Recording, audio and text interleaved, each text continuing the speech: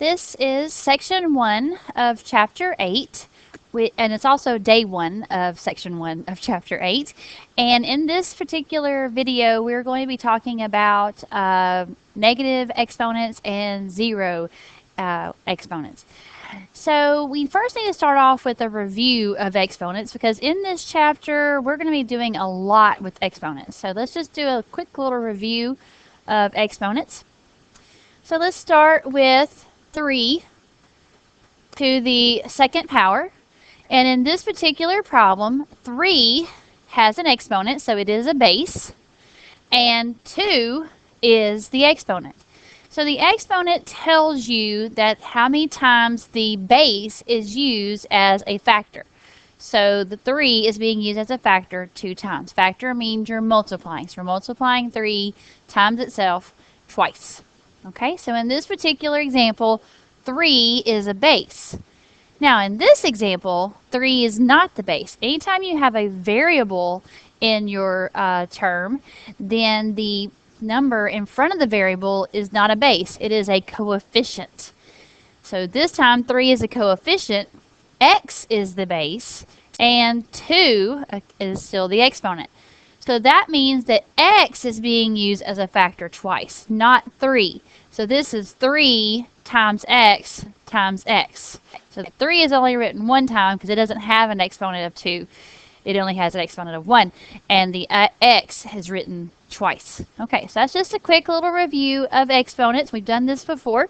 Now let's do a little investigation that's going to hopefully help you see why the answer, whenever we have 0 for an exponent, why the answer is 1, and also what we do when we have negative exponents.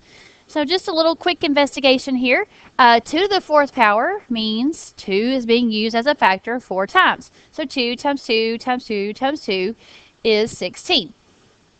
All right, let's go down an exponent. 2 to the 3rd power is 2 times 2 times 2. Which is 8. 2 squared, the exponent 2 tells us we're using 2 as a factor twice. So 2 times 2 is 4. Now 2 to the 1st power, usually we don't write the 1 as an exponent, but in this particular example I wanted you to notice some patterns here. So 2 to the 1st power means that 2 is only being used as a factor one time. So you only have to write the 2 one time. So that's just 2. Now there's a little pattern I want you to notice here. If we take, let's go back to the top, take the 16 and we divide it by our base 2, we get the number that's right below it, the 8. So 2 to the 4th power, when we divide it by 2, we get 2 to the 3rd power, which is 8. Let's continue. 8 divided by 2 is the number right below it, 4. 4 divided by 2 is the number right below it, 2. So if we continue this pattern, we're going to discover that when we divide by 2, we get to the 0 power, which is 1. So 2 to the 0 power is 1. It's not 0, it's not 2, it's 1. Okay, let's continue that pattern. Look at these negative exponents. So when we take our 1 and divide it by 2, because we're continuing the pattern of dividing by our base 2, remember that 1 divided by 2 is also the same thing. When you divide, you can multiply by the reciprocal. So that's also 1 times 1/2. Notice I'm not dealing with any decimals here. 1 times 1/2 is 1/2. Now, notice that 2 to the negative 1 power and 2 to the positive 1 power are reciprocals. They're not opposites. They're not different signs. They're reciprocals. We're going to notice that pattern continues. Okay, so let's continue here. 1/2, take that answer, divide it by 2. So 1/2 times 1/2 is 1/4. So 2 to the negative 2 and 2 squared are also reciprocals, because remember 2 squared is 4. And 2 to the negative 2 is 1/4. So they are also reciprocals. They're not opposites. Notice we have no negative answers here. Okay, let's continue that pattern. 1/4 divided by 2, which is 1/4 times 1/2, is 1/8.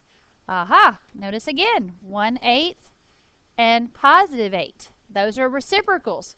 2 to the negative 3 and 2 to the 3rd power are reciprocals. Okay, 2 to the 3rd is 8. 2 to the negative 3 is 1/8. They're reciprocals. I wonder if that will continue. So let's continue the pattern. 1/8 divided by 2 is 1/8 times 1/2, which is 1/16. You probably already noticed that was going to be that 1/16 because that is the reciprocal of 2 to the 4th. 2 to the 4th is 16. 2 to the negative 4th is 1/16. So notice we have no negative answers here. We have reciprocals when we have negative exponents. All right, let's move over here to 10 to the 4th. This time we have a base of 10. 10 to the 4th means 10 times 10 times 10 times 10. Now I want you to notice in our answer how many zeros we have. We actually have 1, 2, 3, 4.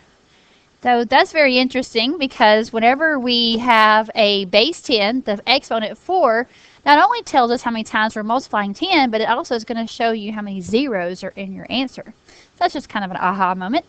All right, 10 to the 3rd power is 10 times 10 times 10, which is 1,000. 10 squared will be 10 times 10, which is 100. 10 to the 1st is 10 written one time, so that's just 10. So let's look at the pattern we did over there with the 2's. Over there to the left side, we divided by 2. Over here to the right, we're going to divide by our base 10. So when we divide by 10, 10,000 divided by 10 is 1,000.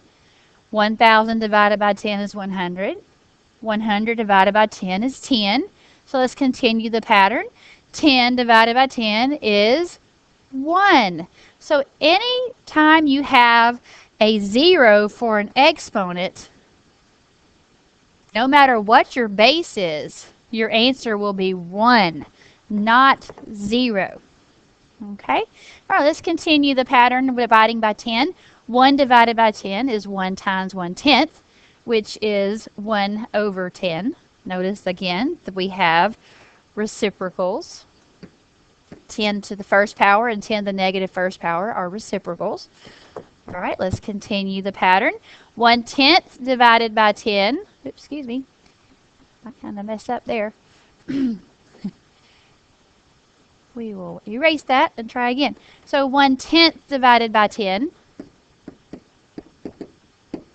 is 1/10 times 1/10, which is 1 over 100. Notice those are reciprocals.